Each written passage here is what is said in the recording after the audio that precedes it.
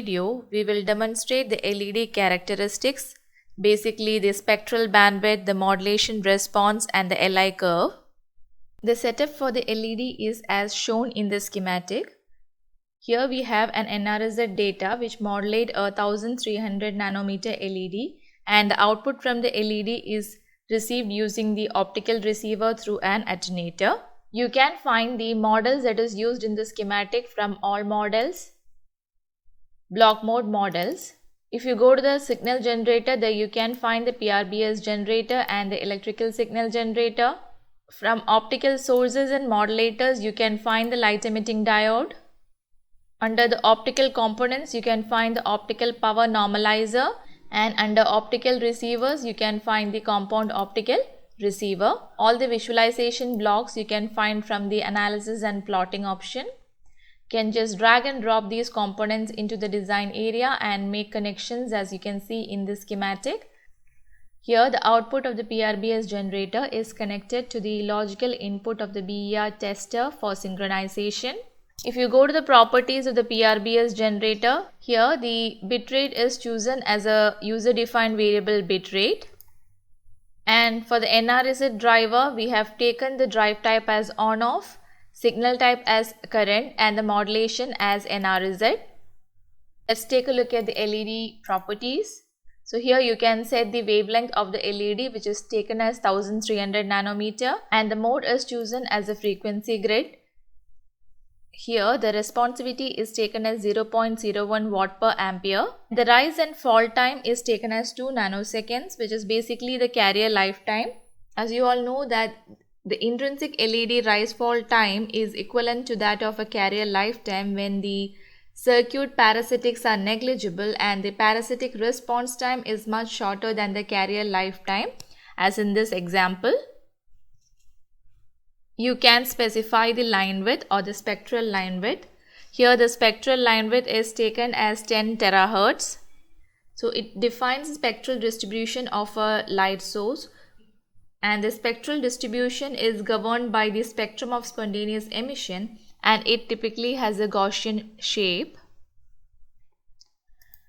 Here the optical power normalizer average power out is taken as a variable, and the value currently is 27 dBm, and the attenuation type is taken as uniform.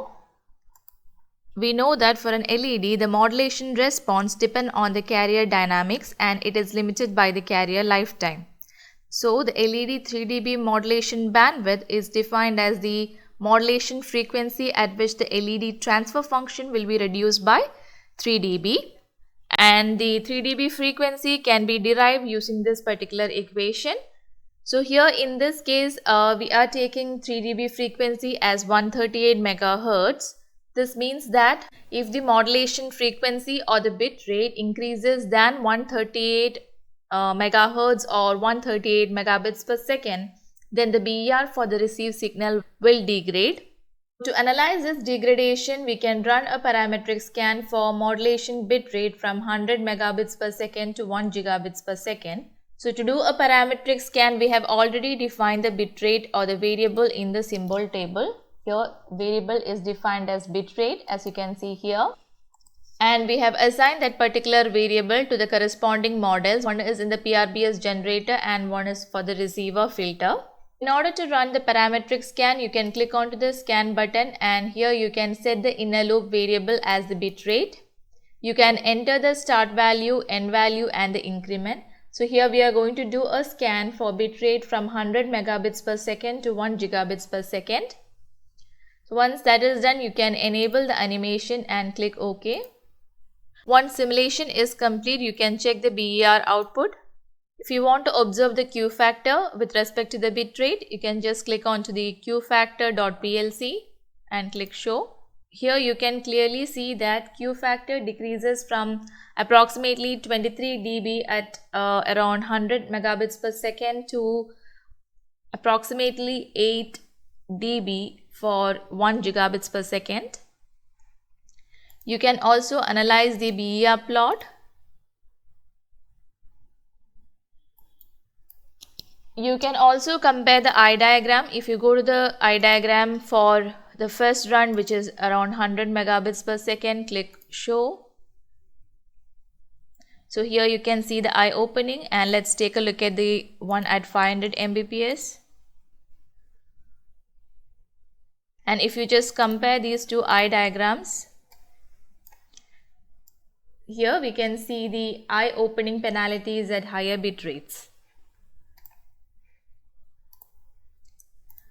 If you want to analyze the LI curve as well as a small signal transfer function, you can just go to the LED properties. If you go to the test option, there you can set a test function as either LI transfer function or the S21. If you want to see the LI curve based on whatever parameters you have set for this particular LED, you can choose the test function as LI. You can choose the corresponding units and click on test.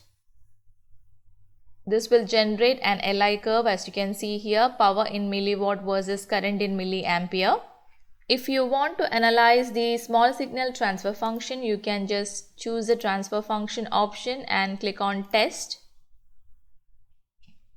So here you can see the small signal transfer function, which characterize the LED modulation response.